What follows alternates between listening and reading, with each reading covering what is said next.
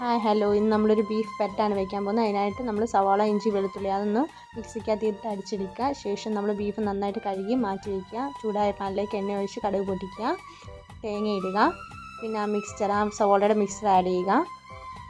അതിലേക്ക് കുറച്ച് ഉപ്പ് ആഡ് ചെയ്യുന്നതിന് ശേഷം നന്നായിട്ട് വഴറ്റിയെടുക്കുക. പിന്നെ തക്കാളി, കറിവേപ്പില, കുരുമുളക് പൊടി, മഞ്ഞൾപ്പൊടി, ഗരം മസാലപ്പൊടി, മല്ലിപ്പൊടി, മുളക് പൊടി ഇത്രയും നന്നായിട്ട് ആഡ് ചെയ്തതിന് ശേഷം നന്നായിട്ട് വഴറ്റിയെടുക്കുക. നന്നായിട്ട് മിക്സ് ആയതിന് ശേഷം മാത്രം നമ്മൾ ബീഫ് അതിലേക്ക് ആഡ് ചെയ്ത് കൊടുക്കുക. ബീഫിൻ്റെ എല്ലാ ഭാഗങ്ങളിലും മസാല പിടിക്കുന്ന പോലെ നന്നായിട്ട് വഴറ്റി കൊടുക്കുക.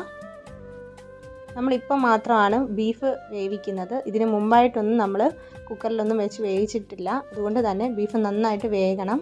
ഈ മസാലയ്ക്കകത്ത് കിടന്ന് വെന്താൽ മാത്രമേ അതിൻ്റെ ആ ഒരു രുചി കിട്ടത്തുള്ളൂ. അതിനുശേഷം കുറച്ചുകൂടി ഉപ്പ് ആഡ് ചെയ്ത് അടിക്ക് പിടിക്കാതെ നമ്മൾ അടച്ച് വെച്ച് വേണം വേവിക്കാൻ. ഇടയ്ക്കിടയ്ക്ക് അതിങ്ങനെ എടുത്ത് തുറന്നിട്ട് വഴറ്റി കൊടുക്കണം. പിന്നെ കുരുമുളക് പൊടി ആഡ് ചെയ്യുക. അതിനുശേഷം വീണ്ടും അടച്ച് വെച്ച് നന്നായിട്ട് വേവിക്കുക. എന്നിട്ടെടുത്ത് ഈ ഒരു കൺസിസ്റ്റൻസി വേണം നമ്മൾ എടുക്കാനത് അടുപ്പത്തുനിന്ന്. ശേഷം ട്രൈ ചെയ്യുക, നല്ല രുചിയായിരിക്കും. ഇനി അടുത്ത വീഡിയോയിൽ കാണാം. ടാറ്റാ.